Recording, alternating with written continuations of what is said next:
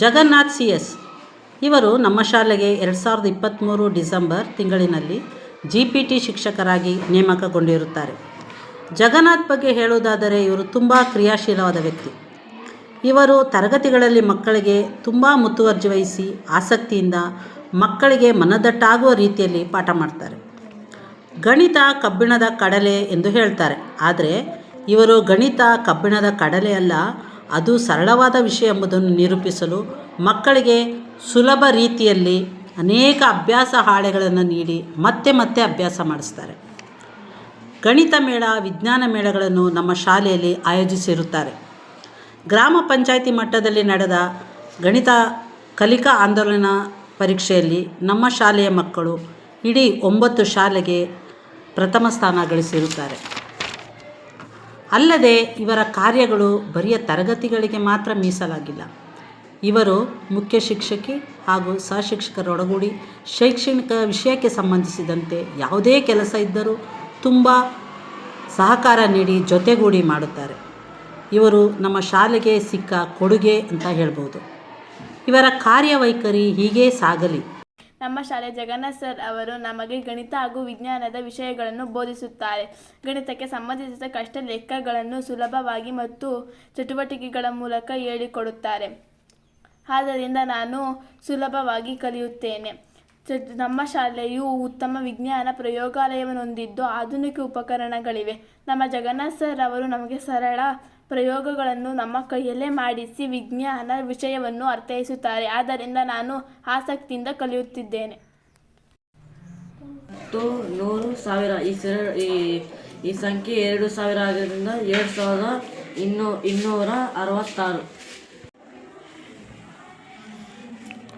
Okay, ನೋಡಿ ಇಲ್ಲಿ ನಿಮಗೆ ಒಂದು ಆಕೃತಿಯನ್ನು ಕೊಟ್ಟಿದ್ದೀನಿ. ಈ ಆಕೃತಿ ಎಷ್ಟು ಭಾಗಗಳಿಂದ ಆವೃತವಾಗಿರುವ ಆಕೃತಿ ಎಷ್ಟು ಭಾಗಗಳಿಂದ ಆವೃತವಾಗಿದೆ? ಎಷ್ಟು ಭಾವ ಇದೆ ಇಲ್ಲಿ? 4 ಭಾಗಗಳಿದೆ. ಹಾಗಾದ್ರೆ 4 ಭಾವಗಳಿಂದ ಆವೃತವಾಗಿರೋ ಆಕೃತಿಯನ್ನು ನಾವೇನಂತ ಕರಿತೀವಿ? ಚತುರ್ಭುಜ ಅಂತ ಕರಿತೀವಿ. ಓಕೆ, ಹಾಗಾದ್ರೆ ಇಲ್ಲಿ ಎಷ್ಟು ಕೋನಗಳಿವೆ ಚತುರ್ಭುಜದಾಗ? ಯಾವ್ಯಾವ ಕೋನಗಳು ತೋರಿಸಿ, ಯಾವ್ಯಾವ ಕೋನ ಅಂತ?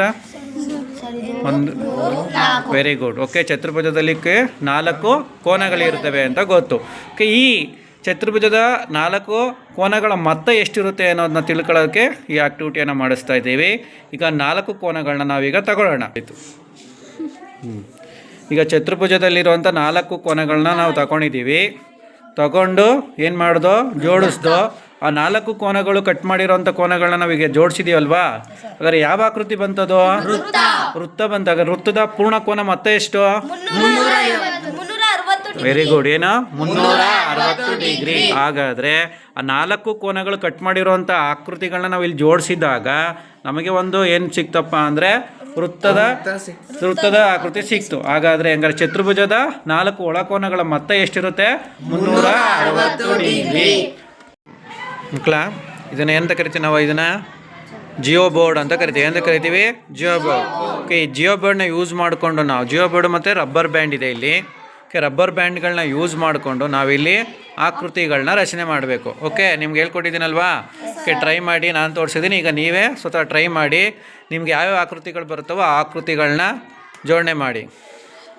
Okay, very good. ಒಂದು ಚೌಕವನ್ನು ಮಾಡಿದ.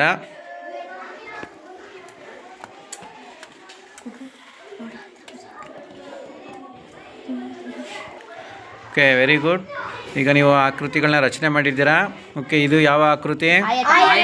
ಇದು. ಓಕೆ, ನೆಕ್ಸ್ಟ್ ಇದು ತ್ರಿಭುಜ. ಓಕೆ, ಇದು ಪಂಚಭುಜ ಅಂದರೆ 5 ಭುಜಗಳಿಂದ ಆವೃತವಾಗಿರೋ ಆಕೃತಿ. ಹಾಗಾದ್ರೆ ಇದು. ಹಾಗಾದ್ರೆ ಇದು ಎಷ್ಟು ಭುಜಗಳಿವೆ? ಕೌಂಟ್ ಮಾಡಿ. 1 2 3 4 5 6 7 8. ಒಟ್ಟು ಕೌಂಟ್ ಮಾಡಿದಾಗ ಎಷ್ಟು ಭುಜ ಬಂತು? 8 ಭುಜ ಅಂದರೆ ಅದನ್ನೇನು ಕರಿತೀವಿ ನಾವು? ಅಷ್ಟಭುಜ ಕೃತಿ ಅಂತ ಕರಿತೀವಿ. ಓಕೆ.